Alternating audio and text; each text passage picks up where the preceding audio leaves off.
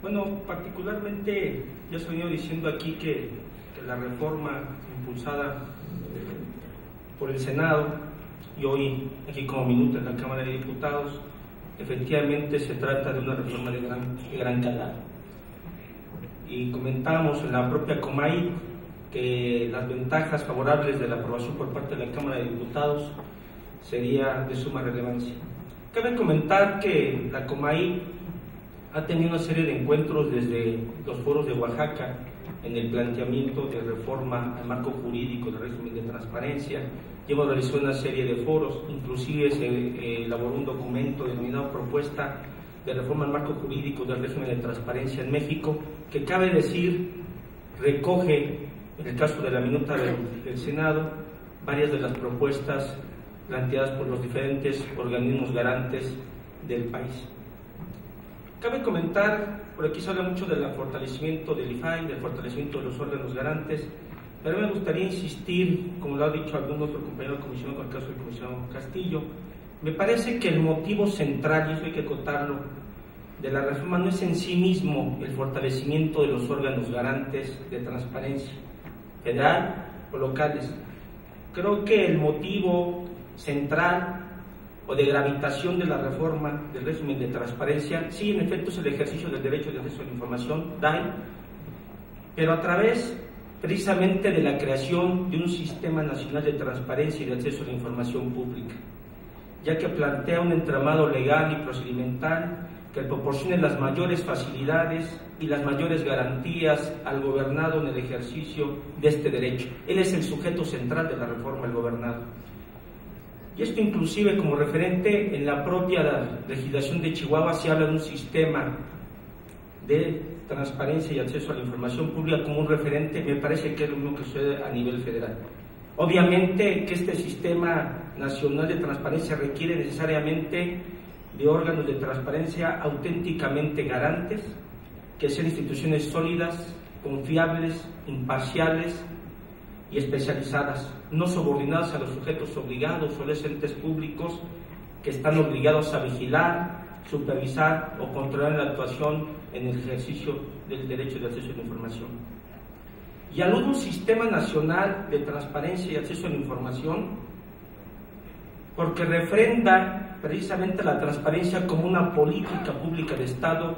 Estado mexicano en su conjunto, es decir, de los tres órdenes de gobierno, federal, estatal y municipal, y porque además, como se ha venido diciendo en esta mesa, abarca a la mayor parte de los sujetos obligados: poder ejecutivo, legislativo, judicial, órganos autónomos, partidos políticos, personas que reciben recursos públicos o ejercen actos de autoridad. Pero además, la propuesta para diseñar este entramado del Sistema Nacional de Transparencia y Acceso a la Información, como ya se mencionó aquí, alude a temas de coordinación interinstitucional entre el nuevo IFAI y los órganos garantes de transparencia de los estados, lo que viene a reflejar el tema de la Comay. La coordinación con la entidad de fiscalización superior de la Federación, con el INEGI o con el propio Archivo General de la Nación, con objeto de favorecer la rendición de cuentas en el Estado mexicano. Concepto amplio de sujetos obligados que aquí ya se señaló, los partidos políticos como sujetos obligados directos, un órgano garante, un solo órgano garante para los poderes federales, y en los casos de las entidades federativas donde no lo es, también lo será. Es decir, eliminar los pequeños IFAI del Poder Judicial, del Poder Legislativo, de la Comisión de Derechos Humanos. Un solo órgano garante en materia federal y la misma réplica para las entidades federativas. Cláusulas de autorización o facultad para que el Congreso de la Unión expida tres leyes que aquí ya se mencionó: una ley de transparencia y acceso a la información pública, una ley general de protección de datos personales y una ley general de archivos. Autonomía constitucional del IFAI, que es un órgano descentralizado con determinada autonomía, pero no es un órgano constitucional autónomo ni es órgano garante de todos los poderes federales. Alcances de la autonomía que aquí ya se mencionó: operativa, de gestión presupuestal, independencia de decisión, independencia de funcionamiento, procedimiento de nombramiento de los comisionados, que ya se discutió mucho, pero que al final en la minuta queda como un procedimiento de responsabilidad compartida entre el legislativo y el ejecutivo, y además con un procedimiento de auscultación pública señalada en la propia Constitución, Se habla del tema de la equidad de género en la integración, garantías de los órganos garantes como la estabilidad, permanencia, paridad de rango, esencialidad y especialización en la función, es decir, su reconocimiento desde la Constitución, un periodo determinado para ejercer el encargo, remoción por procedimiento específico, es decir, juicio político, declaración de procedencia, coordinación, como ya señalé hace un rato, personalidad política, patrimonio propio. En sí prever características uniformes, estandarizadas de los órganos autónomos del orden federal como del orden local, principios de actuación, certeza, legalidad, objetividad, profesionalismo, etcétera, renovación escalonada de comisionados y algo sumamente relevante, mecanismos de defensa a favor del particular, como es el caso de la revisión de las resoluciones de los órganos locales por parte del IFAI como nuevo órgano constitucional autónomo y la facultad de atracción del organismo federal, que aquí se venía discutiendo si eso debe ser o no. Yo sí comparto el tema de la facultad de atracción, y si el ruido que se tenga que hacer tiene que hacer respecto a esta facultad que pueda ejercer el órgano federal, simple y sencillamente lo que hay que eliminar es el tema oficioso, pues se puede quedar con eso solicitado por el propio órgano garante o es solicitado por el propio particular. Facultad de los órganos garantes para presentar acciones de inconstitucionalidad, así como para ser sujetos de controversias constitucionales y obviamente rendición de cuentas de los órganos garantes, sometiéndose a juicio político y presentar informe anual de actividades. Como se ve, son claros los impactos que la reforma constitucional traerá a las entidades federativas y obviamente a los organismos garantes en materia de transparencia. Sin embargo, como la mesa tiene que ver también con el impacto que está aquí como minuto en la Cámara de Diputados, a mí me parece importante señalar algunos aspectos pendientes que, si se estima, deben ser considerados por la colegisladora. Si bien quedó un concepto amplio y exhaustivo de sujetos obligados, me parece que todavía dentro de la reforma se puede explicitar dentro del artículo 6 constitucional como sujetos obligados a los tribunales administrativos, los tribunales agrarios, los tribunales laborales, las universidades o instituciones o educación superior públicas, para eliminar aquellos argumentos bajo el escudo de la autonomía universitaria para no ser sujetos obligados, a los institutos y tribunales electorales o equivalentes, a las juntas federales o locales de conciliación y arbitraje, para hacerlo de manera más explícita y evitar interpretaciones. Otro punto sería el de precisar el caso de las personas físicas que reciben recursos públicos o ejercen actos de autoridad. Lo decía hace un rato el licenciado Sergio López Ayón. La pregunta es cuál es el mecanismo para ejercerlo de personas físicas o personas que desarrollan actos de autoridad. Es un tema obviamente complejo, no serían sujetos obviamente obligados directos. Me parece que debiese acotarse que única y exclusivamente lo son respecto de aquellos recursos públicos que reciben o bien respecto de aquellas funciones que como autoridad desempeñan. Cabe comentar que si hay una iniciativa que preveía esta situación, está la de la senadora Laura Rojas, que en uno de sus párrafos señalaba el acceso a la información pública de aquellas personas físicas o morales que reciban recursos públicos o realicen actos de autoridad deberá hacerse a través de la autoridad, ente, órgano o organismo público que se hubiera entregado los montos respectivos o que sea responsable de supervisar la actuación de esos particulares que ejerzan actos de autoridad. Otro punto, debe precisarse, y me parece que es un tema de gran debate, el alcance de la Ley de Transparencia y Acceso a la Información. A mí me parece que es uno de los temas que tenemos que revisar con mayor puntualidad. Hay diferentes diseños cuando se habla de facultades concurrentes o consistentes. Hay, por ejemplo, tenemos algunos ejemplos del Código Penal Único, donde lo que se plantea es que en un solo Código Procesal Único se aplica un mismo procedimiento. O cuando se ha planteado el tema de la ley antisecuestro, a efecto de aplicar los mismos tipos penales tanto la Federación como los Estados. O la ley para una vida libre de violencia, nos habla de obligaciones o tipos penales, pero que en estos casos han replicado las propias entidades federativas en sus legislaciones locales. O no ir muy lejos, ¿cuánto tiempo se discutió el tema de los delitos contra periodistas, que si era o no un delito federal o un delito local? Al final hubo una reforma constitucional que lo consideró, lo federalizó como delito que puede investigar y sancionar la Federación, o el caso del narcomenudeo, donde se dotó de facultades a las entidades federales para investigar y perseguir y sancionar el delitos contra la salud. Es un tema de gran debate, no hay muy lejos, está la Ley Federal del Trabajo, que tiene parte adjetiva y parte sustantiva, que aplican tanto la Federación como los estados, tanto la parte sustantiva que refiere al tema de huelgas, derechos de los trabajadores, etcétera, pero también establece el procedimiento que llevarán las juntas federales de conciliación y que llevarán, por ejemplo, también las juntas federales y locales de conciliación. Ahí está el gran dilema. Hay un entramado normativo sobre los alcances de transparencia, más aún cuando en la propia minuta del Senado se señala que entre las figuras jurídicas que debe contener la ley general se señalan cuestiones como el nombramiento, juicio político, declaración de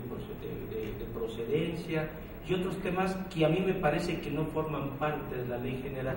Me parece que la idea de la Ley General de Transparencia y Acceso a la Información Pública tiene que ver con los mecanismos de acceso a la información, es decir, de los procedimientos de acceso a la información, plazos, prórrogas para contestar, forma de presentar la solicitud, etcétera, que se referencia a un dato, o los mecanismos de defensa, es decir, los procedimientos del recurso de revisión o de impugnación, plazos, prórrogas, tiempo para resolver, etcétera, o bien el caso de información pública de oficio. Me parece que esos deben de ser el caso de sanciones, pero no necesariamente algunos supuestos normativos que se señalan en la minuta del Senado, que me parece que pueden cuestionar el tema de la autonomía de las entidades, de los estados, respecto al tema de legislación. Me parece que la Ley General de Transparencia tiene que ser el marco general sobre el cual, obviamente, las entidades federativas se sujetarán. Por otra parte, dentro de la Ley General de Transparencia y Acceso a la Información tendrá que definirse si habrá una ley federal frente a la ley general, como ha sucedido en el caso, por ejemplo, del Sistema Nacional de Seguridad Pública. No hay una ley federal de seguridad pública, es una propia ley general del Sistema Nacional, donde se prevé las obligaciones o la organización de la federación respecto del tema. Son de los temas que tendrán que resolverse. Yo creo que debe establecerse dentro de la propia Constitución, dentro de las características de autonomía, la autonomía jurídica, es decir, la facultad de los órganos garantes para poder emitir normas de carácter general, llámese reglamento interior, llámese reglamento de la ley, lineamientos o criterios. Precisar el alcance de la facultad de revisión del organismo federal. Efectivamente, en la minuta del Senado se alude a una fe de ratas, en el que dice que la competencia del IFAI como órgano constitucional autónomo lo será cuando se negara por parte de la entidad federativa la información, cuando se reservara la información. Debe quedar clara que la facultad del IFAI para conocer como órgano, como segunda instancia, será no solamente por reserva de la información, sino por confidencial, inexistencia o simplemente porque se niega la información. Quiero decirles que las mayores negativas de información que se puedan dar en el caso de las entidades federativas o de los órganos, no de los órganos, sino de las entidades federativas, son generalmente por alegatos de confidencialidad, porque tratan de datos personales, particularmente, por ejemplo, el recibo de nómina, la nómina, o el tema de proveedores o contrataciones. Me parece que esto tiene que quedar muy bien precisado porque viene una fe de datos. Yo creo que también que en el mecanismo de defensa ante el IFAI debe de quedar claro que es un mecanismo opcional. ¿Qué significa? En términos del artículo 107 constitucional, necesariamente tendrá que agotarse el principio de definitividad para poder acudir al juicio de amparo. A mí me parece que no será necesario. A mí me parece que hay que establecerlo como se establece en otras materias, que no será necesario agotar este recurso ante el IFAI y que se podrá acudir directamente al juicio de amparo, cuando sí lo decida el particular. ¿Por qué? Porque si ya hay un criterio del IFAI por el cual te va a negar la información, ¿para qué agoto el recurso? Me voy directamente al juicio de amparo. Esto ya sucede en otras materias, no sé cómo haya quedado en la reciente reforma en materia de amparo, pero parece que es un supuesto que hay que considerar. Protección de datos personales en posesión de particulares. ¿Para qué encadenarlo en el artículo transitorio constitucional? Y sobre todo, ¿por qué? Y no lo comparto. Me parece que señalar que esto pueda quedar en la competencia de manera así como, yo creo ahí vemos, ¿no? Si queda en la Secretaría de Economía, si queda en la Procuraduría de la Defensa, en la Procuraduría del Consumidor. A mí me parece que el análisis de quién debe ser el órgano competente debe ser un análisis mesurado, prudente y profundo al respecto. Si aquí estamos diciendo que necesitamos armonizar y homogeneizar las reglas para la protección del derecho de acceso a la información entre la Federación y los Estados, pues lo mismo debe ser la armonización en la protección del derecho fundamental de datos personales. No importa si están en posesión del gobierno o están en posesión de particulares. Yo diría en este ejemplo, simple y sencillamente señalar que cuando se dio la competencia al IFAI, fue un tema muy complejo debatir en la ley federal. Y si quieren pueden consultar el detalle. Bueno, se lo vamos a dejar el IFAI, ¿por qué? Ahorro, se evitarán ahorros de costos adicionales, unicidad de criterio, curvas de aprendizaje, autoridad de la que goza actualmente, posicionamiento en el entorno político y social. Y acabó dejándose la competencia del IFAI. Yo creo que los gobernados deben contar con organismos garantes de protección de datos personales eficientes y eficaces, tanto, insisto, en posesión de particulares como del gobierno. Yo señalaría simple y sencillamente que esta decisión tiene que ser tomada de quien, si es que fuera el caso, de quitar esta competencia al IFAI, y solamente parafraseando, como sucede en el sistema alemán respecto a la moción de censura de un gobierno, moción de censura racionalizada. No puedo tumbar un gobierno si no sé quién es el que lo va a sustituir. Entonces no podemos quitarle, yo desde mi perspectiva, la competencia al IFAI sin saber y entender cuál va a ser el órgano que sustituirá esa función. Más aún si estamos fortaleciendo los órganos federal y local en materia de acceso a la información, pero también por la dualidad de garante que tienen de los datos personales en posesión del gobierno, pues no puede tener un órgano fuerte y eficaces en materia de posesión de datos personales que posee el gobierno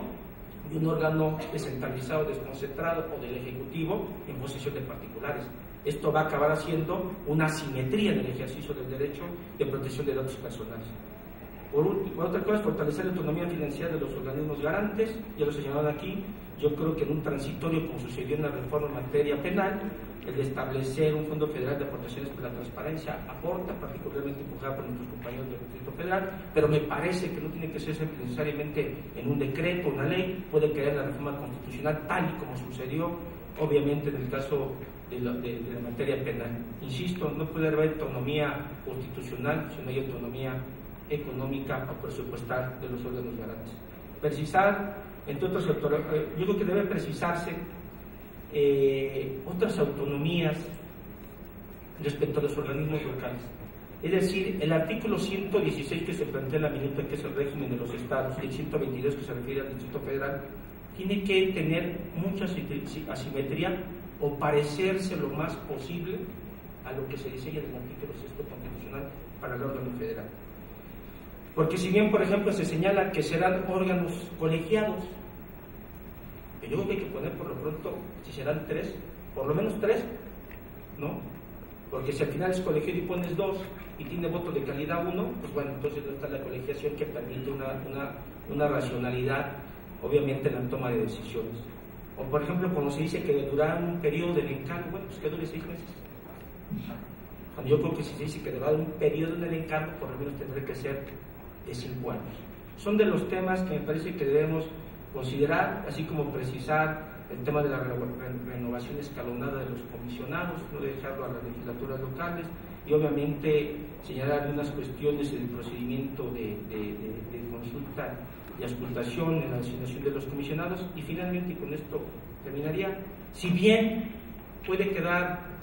en la ley general, a mí me parece, yo insistiría en que será desde el orden constitucional de establecer la facultad de interpretación en el orden administrativo de los órganos garantes, como complemento, por supuesto,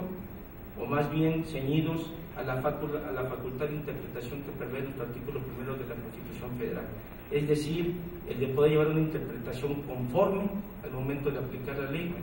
y una interpretación pro homine, es decir, la más favorable en favor del particular. Debemos de tener en cuenta que los órganos garantes de transparencia, ya como órganos constitucionales autónomos, desempeñan una función cuasi jurisdiccional al momento de aplicar al caso concreto la ley. Yo he señalado que los organismos garantes de transparencia, particularmente con organismos constitucionales autónomos, pueden y deben ejercer, ¿sí?, el control de constitucionalidad y convencionalidad a fin de garantizar el derecho de acceso a la información, particularmente de 2 vías: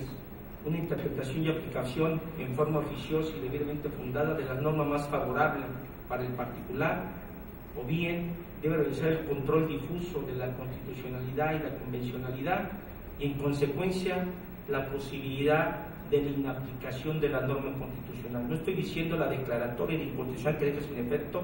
esa norma, sino la inaplicación. Ello particularmente por dos razones. La reforma constitucional en materia de derechos humanos,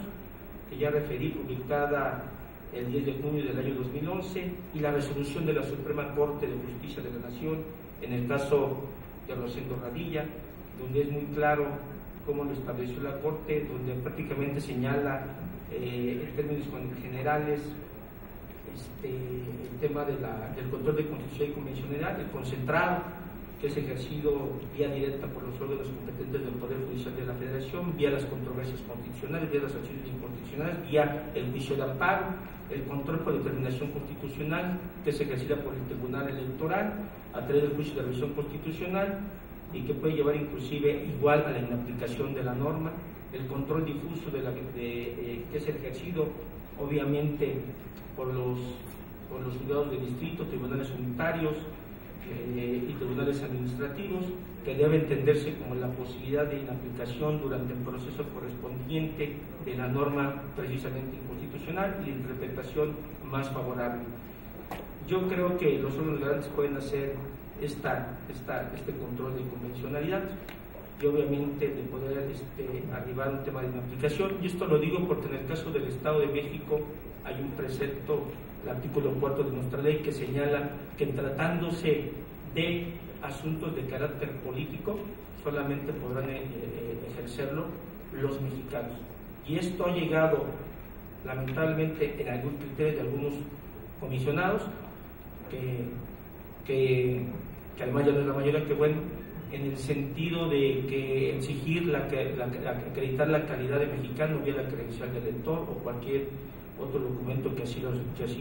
fuera, lo cual me parece que era tentatorio del ejercicio del derecho de acceso a la información. Bajo una interpretación en este sentido, yo arribé vía de una de mis resoluciones a la inaplicación precisamente de este precepto y que no era necesario la acreditación del mismo. Yo hasta aquí termino y simple y sencillamente señalar que estaremos yendo a otros foros. Me da gusto escuchar, por ejemplo, en las intervenciones anteriores,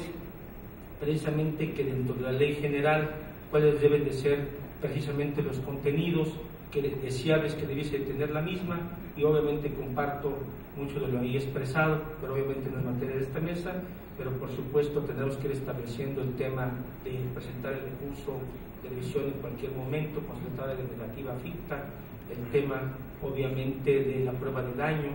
¿no? Es decir, la debida fundamentación y motivación por parte del sujeto obligado para restringir el derecho de acceso a la información, es decir, debe justificarse claramente y derrotar el principio de máxima publicidad mediante ese tema de prueba de daño. Y finalmente el tema de la prueba de interés público, si bien el tema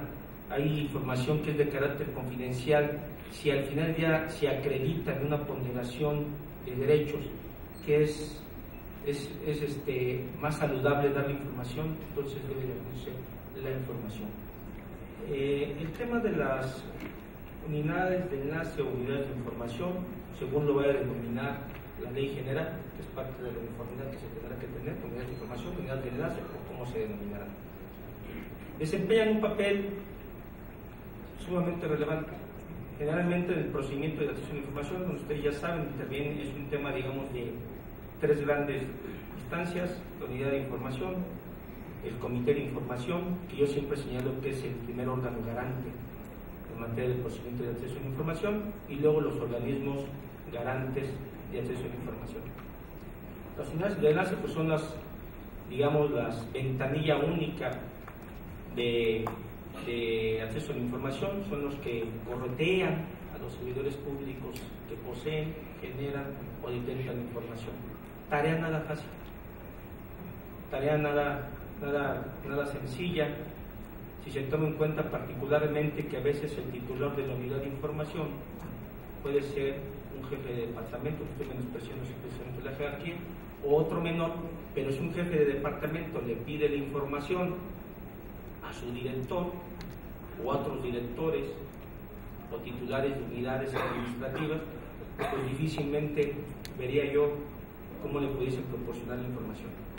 Y más allá del nombramiento, a mí me parecería más bien, y acabo yo de proponer al interior del INFUEN unas recomendaciones. Eso fue lo que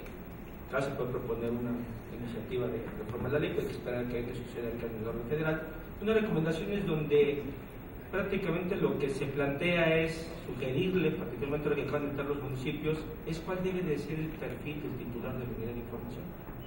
Por lo menos, y de entrada lo que se planteaba es que fuera un director de área o equivalente. Otra es que tuviera, obviamente, experiencia en la materia,